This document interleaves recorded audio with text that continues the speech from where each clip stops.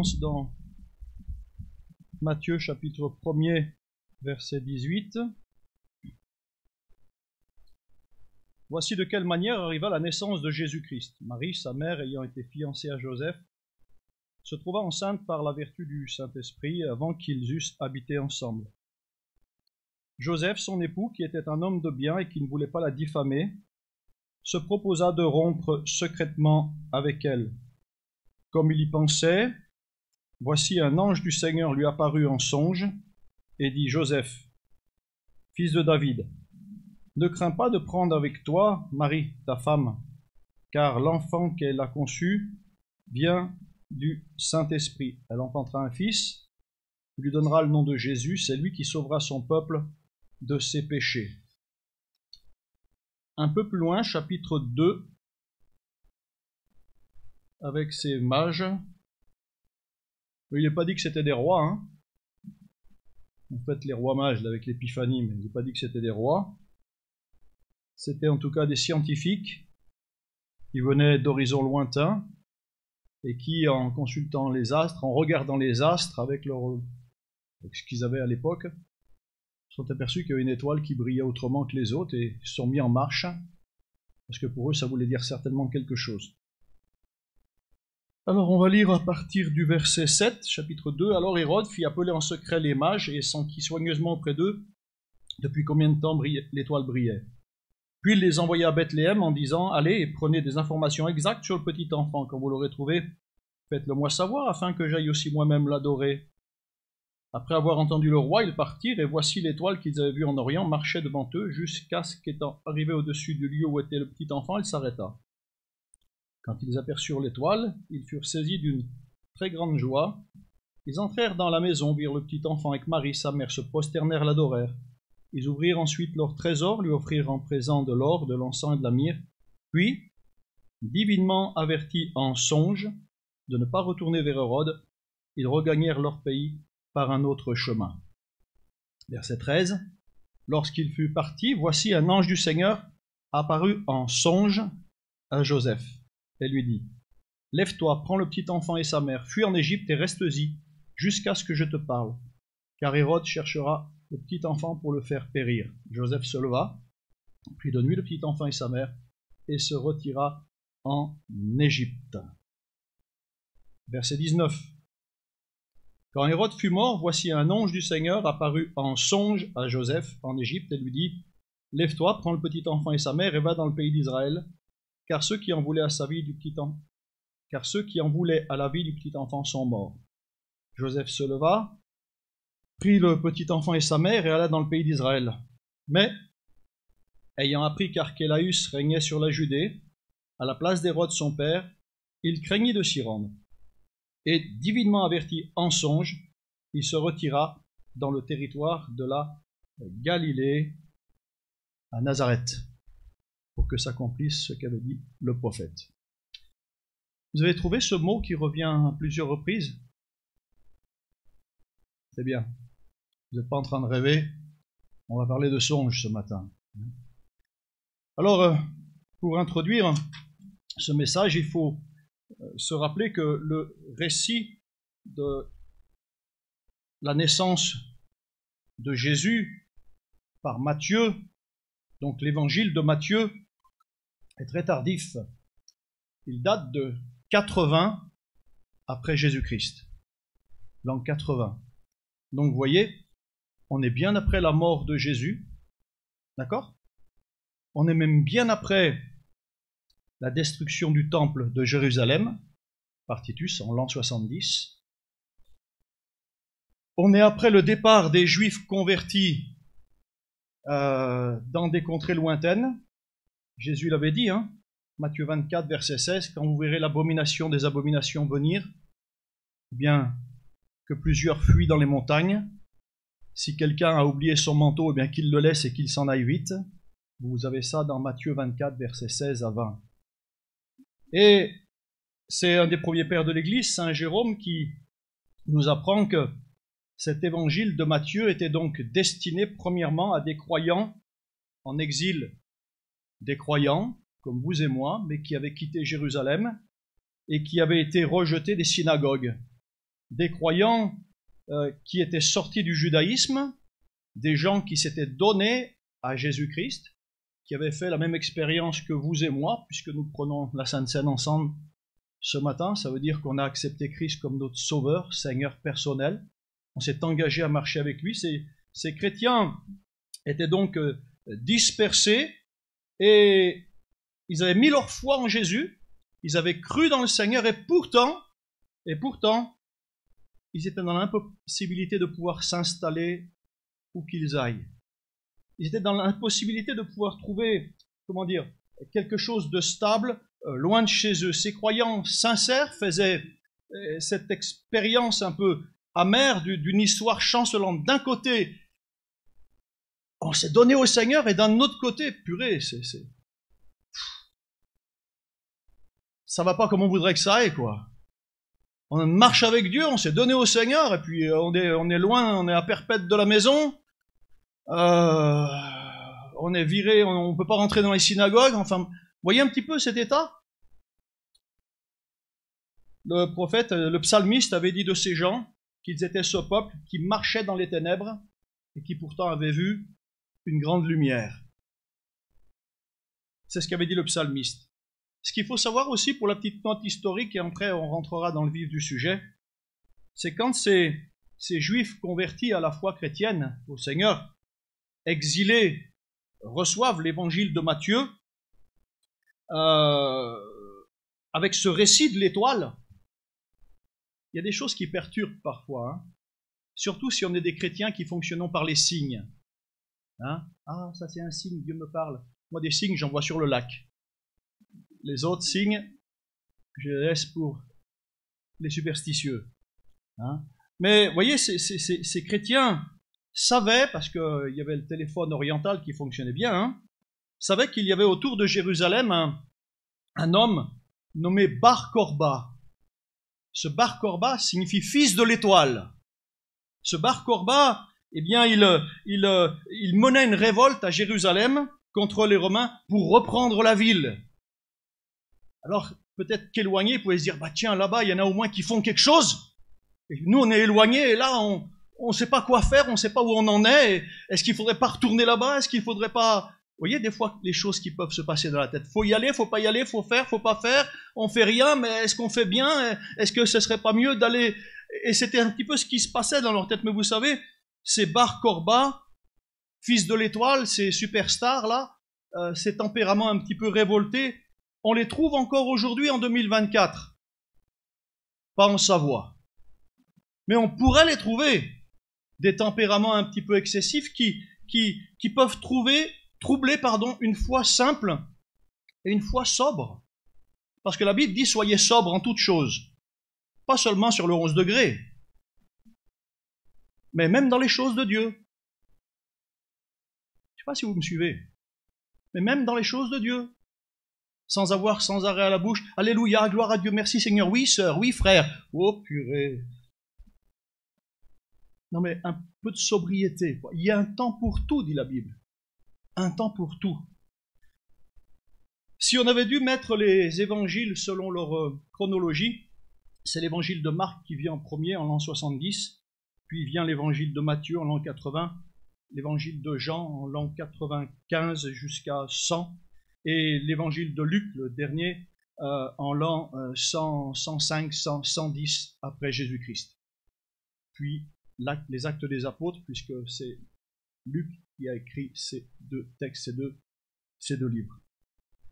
Bref, la Bible nous dit que les songes, que les rêves naissent des différentes activités de la journée. C'est écrit dans l'Ecclésiaste, chapitre 5, verset 2. Car si les songes naissent de la multitude des occupations, la voix de l'insensé se fait entendre dans la multitude de ses paroles. Les songes naissent de la multitude des occupations. Ailleurs, il est écrit dans Job 33, 14, que Dieu parle tantôt d'une manière, tantôt d'une autre. Et puis, la Bible dit encore que les rêves sont aussi le fruit de nos désirs, le fruit de nos besoins, le fruit de nos manques. Ésaïe 29, 8 Comme celui qui a faim rêve qu'il mange, puis s'éveille l'estomac vide, et comme celui qui a soif rêve qu'il boit, puis s'éveille épuisé et languissant. Vous voyez? On rêve de toutes sortes de choses, de ces petites choses qui passent dans la journée, qui passent très vite parfois et qui peuvent nous amener à nous imaginer, tiens, est-ce que c'est de Dieu? Alors on va voir un petit peu 5 songes de Dieu ce matin autour du texte de la Nativité. Et voir que quand un songe vient de Dieu, ça change bien les choses. Il y a des choses qui se passent, importantes. Dans le premier texte, vous avez vu, c'est Joseph, qui est fiancé à Marie. C'est des fiançailles comme on en faisait autrefois, comme je crois qu'on en fait encore aujourd'hui, entre deux croyants qui se respectent l'un l'autre et qui attendent le temps du mariage pour consommer le mariage. Donc ils respectent Marie et ne couchent pas avec elle, voilà, pour être clair. Et vous avez vu, sa fiancée se trouve enceinte par la déture du Saint-Esprit. C'est ce qu'elle dit. Lui, il peut se dire, mais on m'a rien dit, moi.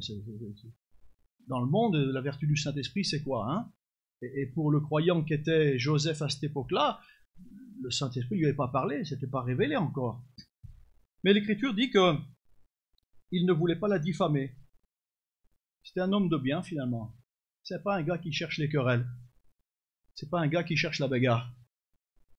Il se proposa de rompre secrètement avec elle.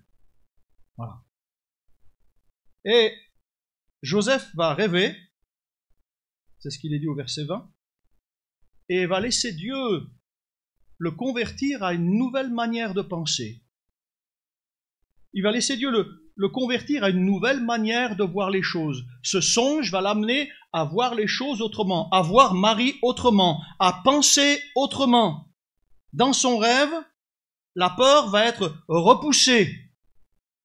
Vous savez, elle est importante parfois cette place que prend la peur dans les cœurs, d'une femme comme d'un homme d'ailleurs. La peur face à l'incertitude de l'avenir, la peur qui est liée au danger qui nous environne, selon l'endroit où on habite, selon certaines situations, la peur due aux inquiétudes de la vie, la peur de manquer, la peur des autres, la peur du regard des autres, la peur de soi, hein? J'ai peur de ce que je peux faire, j'ai pas assez confiance en moi, j'ai peur, la peur de ne pas ou de ne plus être aimé. Ça existe aussi, ça. La peur de la mort, la peur de Dieu, et j'en passe. Des peurs, il y en a en pagaille. Et la peur est une souffrance qui nécessite une guérison, qui nécessite une libération, un affranchissement. Et pour Joseph, ce rêve de Dieu l'a guéri. Il n'a plus peur. Il n'a plus peur. Alléluia. Dans son rêve, la peur des autres, la peur du regard des autres, du regard qu'on va avoir sur sa fiancée, sur lui, la grossesse, ça se voit au bout de quelques mois. Hein? Donc les gens, ils vont parler. Il n'a pas peur de ça, il n'a plus peur de ça. Voyez-vous? Et cette peur, elle est enrayée. Et dans son rêve, avec ce songe de Dieu, il n'est plus obligé de répudier Marie parce qu'elle est enceinte, mais au contraire, mieux que cela, il peut assumer avec elle ce qui va être difficile. Vous voyez, ce songe de Dieu qui lui permet de prendre des forces, ce songe de Dieu qui lui permet d'assumer ce qui est difficile, ce songe de Dieu qui va lui permettre d'être courageux pour 2, pour 3. Vous voyez, quand quelque chose vient de Dieu, ça ne nous laisse pas dans la rêverie, hein, mais ça nous amène les pieds sur terre, les bras plus forts, et puis ce qui peut se dire, ça passe par-dessus là. Parce qu'on est plus fort avec Dieu. Que peut me faire un homme?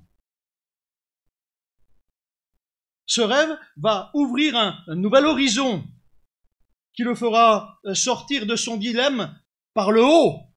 Et quelle hauteur finalement? Parce que l'enfant qui doit naître, c'est celui qui sauvera son peuple de ses péchés. C'est ce que lui dit l'ange. Seulement, les premières personnes que sauve cet enfant à naître, ce sont ses parents, Marie et Joseph. C'est extraordinaire, ça. Vous trouvez pas? Il les sauve de la peur, il les sauve de la médiocrité qui vise à se conformer à tout ce qui se fait, à tout ce qui se dit ici-bas, et à faire attention à l'image que l'on a. Ah, aujourd'hui, l'image, hein. Combien sont esclaves de l'image? Je ne dis pas qu'il faut être en guenille, je ne dis pas qu'il faut être malpropre, les cheveux en paquet de 10 pour venir à l'église se promener. Non, il faut avoir une correction, être propre devant le Seigneur, être correct, c'est un minimum. Hein? Non? Voilà. Mais oui, on se regarde dans la glace le matin, mais on n'est pas sans arrêt en train de se regarder dans la glace. Bref, en tout cas, ce songe va sauver Joseph de la religiosité, voyez-vous. Et ce songe va l'entraîner dans l'audace de la foi. Mettez-vous à la place de Joseph un instant. Sa fiancée est enceinte. On va dire de tout. Il va tout entendre. Mais ça passe par-dessus. Il a la foi. Il sait de quoi il est question. Il sait ce qu'il en est. Il sait où il va. Ce songe va lui donner cette foi qui fait avancer les choses, voyez-vous. Ce songe va lui donner cette foi qui fait vivre, cette foi qui fait déplacer les montagnes, cette foi qui guérit les cœurs et qui sauve les perdus. Voilà le premier songe que l'on a autour de la nativité, autour de cette naissance de Christ. Puisse le Seigneur nous donner d'avoir un petit peu de quoi rêver, mais que ça nous mette un peu sur pied, là. Que ça nous donne de résister à tout ce qu'il peut dire, à tout ce qui peut se faire dans le monde ambiant, non? Il y en a 3 qui disent Amen. Bon, je continue à prêcher pour les autres. Il y a le rêve des mages. Le rêve des mages. Matthieu, chapitre 2, verset 12. Puis, divinement avertis en songe de ne pas retourner vers Hérode, ils regagnèrent leur pays par un autre chemin. Eux, ils rêvent d'une autre route. Ils rêvent d'un autre chemin que celui qu'il aurait imposé. Ils doivent retourner au palais pour informer Hérode. C'est ce qu'ils ont à faire. Et ils rêvent d'un chemin qu'ils ne connaissent pas. Ils rêvent d'un autre chemin que celui qui impose la diplomatie et la politique. Alors ils ne retournent pas auprès d'Hérode pour l'informer. Vous savez, des fois, on veut être juste. Et avant d'être pasteur, je tenais voire deux magasins sur Chambéry. Et dans ma comptabilité, je voulais être obligé. Hein. Et dans toute ma paperasse, je voulais être et je me tordais les sens. Parce que quand ça chiffre, on pourrait dire aujourd'hui à des centaines de milliers d'euros, eh ben, ça tourne là-dedans. Hein. Jusqu'à ce que, concernant ma gestion, je tombe sur ce verset d'écriture qui dit « Ne sois pas juste à l'excès. Pourquoi te détruirais-tu? Pourquoi enlèverait-on ton lit d'en dessous toi ?» C'est-à-dire, pourquoi t'en perds le sommeil? Pas être juste à l'excès. Être droit. Être juste, mais pas à l'excès. Sinon on se détruit, sinon ça ne va plus. La Bible dit dans Ésaïe 42,16 « Je ferai marcher des aveugles sur un chemin qu'ils ne connaissaient pas. Je les ferai marcher sur un chemin qu'ils ne connaissaient pas. » Et nous, on a besoin parfois de marcher dans des endroits qu'on ne connaît pas. Dans des façons de fonctionner qu'on ne connaît pas encore. Sur un chemin qu'on ne connaît pas, qu'on n'a pas encore pratiqué. C'est peut-être ça pour 2024 à Albertville. Pour 1 ou 2 ou 3, ou pour l'Église.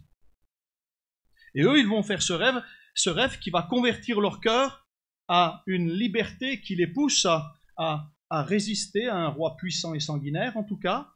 Et le rêve a permis à leur cœur de ne pas collaborer avec ce roi qui a une folie paranoïaque. De ne pas collaborer avec la méchanceté. de ne pas collaborer avec ce roi qui va faire tuer tous les enfants. Vous connaissez l'histoire. Il va faire tuer tous les enfants jusqu'à l'âge de 2 ans ou 3 ans. C'est ce qui a été prophétisé aussi. Leur rêve, leur songe qui vient de Dieu va leur montrer ce petit enfant, ce bébé qui est fragile, qui est faible, va leur montrer cet enfant comme plus grand que le roi en place. Dites, est-ce qu'on ne sert pas quelqu'un qui est plus grand que tout le monde ici-bas? Vous l'avez chanté, il est merveilleux. Oh, que ce nom est merveilleux. Le rêve a montré ce petit enfant comme plus grand que le roi en place, et cet enfant méritait mieux qu'une dénonciation. C'est facile de dénoncer. C'est facile de collaborer. Eux, leur rêve va faire qu'ils vont rester droits dans leurs bottes. Si le mal doit passer, il ne passera pas par ici. Vous voyez?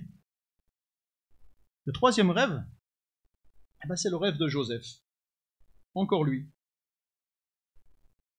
Verset 13. Lorsqu'ils furent partis, voici un ange du Seigneur apparut en songe à Joseph et lui dit, lève-toi, prends le petit enfant et sa mère et fuis en Égypte. Ah, il faut fuir. Vous voyez, parfois dans la vie chrétienne, il faut fuir. Fuir devant le mal. Fuir devant la tentation. Parce que des fois, elle vient là sans qu'on la demande. Hein. Et quand elle se présente, eh ben, si vous croyez être fort à rester là, vous allez vous faire avoir. Hein. Il faut fuir. Même Jésus a fui à certaines reprises. On voulait le saisir pour le détruire. Il a fui, nous dit l'Écriture. Fuir, c'est pas que la part des trouillards. Hein. Il faut de la foi pour fuir, parfois. Et dans son rêve, Joseph, là, va entendre une parole évangélique, une parole de foi. Lève-toi, prends le petit enfant et vas-y. C'est un petit peu ce lève-toi et marche. Vous vous rappelez? Dans l'évangile. Ou alors ce lève-toi et passe le Jourdain. Comme il a été dit à Josué. Maintenant, lève-toi, toi, et passe le Jourdain, et tout sol que touchera la plante de tes souliers, je te le donne. Vas-y, bouge. Parce que je suis avec toi. Vas-y, avance. Si Joseph avait pu être pendant un temps paralysé par la peur, maintenant il sait qu'il devra tout faire pour que cet enfant, qui n'est pas le sien, devienne son fils. On dira plus tard le fils du charpentier. Il devra tout faire pour que cet enfant qui n'est pas le sien soit un fils à protéger, un fils à aimer. Jésus est l'enfant qui est confié, qui est donné à Joseph comme un trésor à ne pas laisser entre n'importe quelle main, surtout pas entre les mains d'Hérode. Dites, l'évangile nous a été communiqué à nous. Jésus nous a été donné. Ne nous le laissons pas voler, hein. Ne le laissons pas prendre par n'importe qui. Ne laissons pas n'importe qui voler notre foi, notre espérance, notre attachement au Seigneur, notre consécration, notre service, sous prétexte que il fait pas beau, que je sens pas, que ceci, que cela. Sous tous les prétextes que vous voudrez, ne vous laissez pas voler votre foi, votre espérance, votre attachement, votre fidélité, votre service. Joseph a quelque chose de cet autre Joseph dans la Bible, le patriarche, qui lui aussi en son temps avait plusieurs songes. Vous vous rappelez de Joseph, le dernier fils de Jacob? Lui aussi, il va se retrouver vendu en Égypte, mais quelque part, il va sauver toute sa famille. Un autre songe, c'est encore Joseph, chapitre 2, verset 19. Il est en Égypte, hein. Donc regardez la carte, de la Galilée jusqu'à l'Égypte, à pied, il faut marcher, hein. D'accord? C'est important. Quand Hérode fut mort, un ange du Seigneur apparut en songe à Joseph en Égypte et lui dit, lève-toi, prends le petit enfant et sa mère et va dans le pays d'Israël. Autrement dit, lève-toi et marche, mais tu ne seras pas ce soir, quoi. Tu ne seras pas demain soir, tu ne seras pas la semaine prochaine, tu seras en marchant bien au minimum dans 15 jours. Hein? Ouais, tu as une femme et un gosse et un bébé, quoi. Donc, tu vas y aller à la vitesse du plus faible. Hein? Tu vas pas courir devant et elle derrière. Hein? Donc, il y a ce rêve de Joseph qu'il avertit qu'il va pouvoir rentrer en terre natale, qu'il va pouvoir rentrer chez lui. Allez, faut y aller, lève-toi, c'est l'heure. C'est l'heure. C'est pas l'heure d'y être, mais c'est l'heure d'y aller. C'est l'heure de vous réveiller enfin du sommeil, dit l'Écriture. C'est l'heure, parce que le jour de sa venue est plus proche de nous que lorsqu'on a cru. C'est l'heure. C'est l'heure de se lever, c'est l'heure d'y aller. Et vous avez remarqué, 2:22, juste derrière, alors juste derrière, pour nous c'est 2 versets derrière, mais là c'est peut-être 200 kilomètres derrière. Ayant appris qu'Archélaüs régnait sur la Judée à la place d'Hérode, peut-être c'est moi qui le dis, c'est pas le pasteur, c'est pas la Bible. Peut-être qu'ils ont croisé une caravane là de nomades qui les a informés que voilà, qu'il se passait ça et qu'Archélaüs régnait à la place d'Hérode. Oula, mais attendez, Archélaüs c'est le pote d'Hérode. Si je vais là-bas, je suis en train d'y aller, c'est cuit pour ma pomme quoi. Alors qu'est-ce qu'il faut faire? Eh bien, le Seigneur, comme il craignit de s'y rendre, voyez, divinement averti en songe, il se retira dans le territoire de la Galilée. Et si vous encore vous regardez la carte, eh bien vous verrez que là, eh bien il fait ce qui est annoncé par les prophètes Zacharie et Ésaïe, puisque c'est à Nazareth. Il ne se retire pas à Bethléem, mais il se retire à Nazareth. Jésus n'est-il pas Jésus de Nazareth, le Nazaréen, afin que s'accomplisse ce qui avait été écrit. Alléluia. Vous voyez, frères et sœurs, je ne vais pas être très long ce matin, mais ces 5 rêves, ils nous montrent quand même quelque chose. Ils changent le comportement. Ils changent nos attitudes en bien. Ces songes de Dieu, ils éclairent le jugement. Ils guident notre volonté. Ces songes de Dieu, ils nous rendent plus sages, plus audacieux. Ils nous font marcher par la foi et non par la vue. Ces songes de Dieu, ils nous rendent capables d'assumer et d'être courageux pour 2, pour 3, pour 4, pour l'assemblée, pour les frères et les sœurs, pour les plus fragiles que soient. Vous voyez, le songe de Dieu, il nous amène pas à des rêveries. Ah, Dieu m'a dit, Dieu m'a dit. Et des gens, Dieu leur dit tous les jours, mais ça ne change rien dans leur vie. Moi, si quelqu'un me dit Dieu m'a dit, j'attends à ce que cette personne, purée, soit plus sainte que moi, connaisse mieux les Écritures, soit plus d'aplomb, et puis un témoignage dans son vie, dans son foyer, dans sa maison, qui me dise, purée, j'aspire à ce que Dieu me dise comme toi, hein. Parce que toi, ça marche, hein. Toi, enfin, même si tu as des problèmes, mais ta femme, tes enfants, ton mari, enfin, purée, quel témoignage! Et vous en avez, Dieu leur parle sans arrêt, mais il n'y a rien qui marche. Bon, pas en savoir. Voyez, on est en 2024, et nous, à quoi rêvons-nous? Il y a tant de personnes exilées, un petit peu comme ces chrétiens, qui ne savent pas trouver leur place, qui pourtant aiment le Seigneur, mais qui n'arrivent pas à trouver leur place dans une église ou dans un lieu de culte ou quelque part. Sans compter ceux qui sont exilés, qui traversent la Méditerranée et qui n'arrivent même pas à la traverser. Sans compter toutes ces personnes qui sont déplacées, tant de Rachel qui pleurent aussi sur un fils, tant de mères qui pleurent sur un fils aussi. Il y en a, non? Même dans les églises, des mamans qui pleurent sur un fils. Tant de personnes qui croient sincèrement en Jésus, qui aiment vraiment le Seigneur de tout leur cœur et qui se retrouvent un petit peu comme errants, exilés, ne sachant pas trop quelle est leur place ici ou là et comment s'installer ici-bas dans la vie. Est-ce que nous n'avons pas besoin finalement en ce début de l'année 2024 d'un rêve de salut? Mais encore, je ne vous dis pas d'un rêve naïf hein, qui nous bercerait d'illusions, mais d'un rêve qui nous mette en route. Un rêve qui change notre cœur. Un rêve qui change notre mentalité.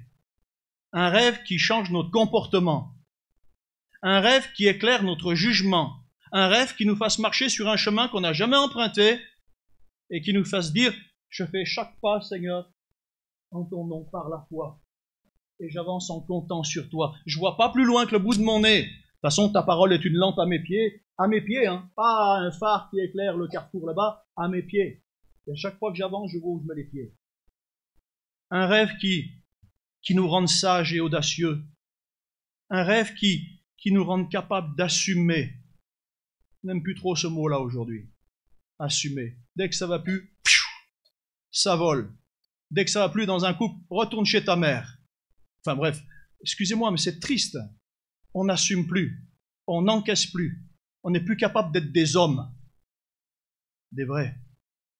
Qui prennent leurs responsabilités. Un homme selon Dieu, une femme selon Dieu.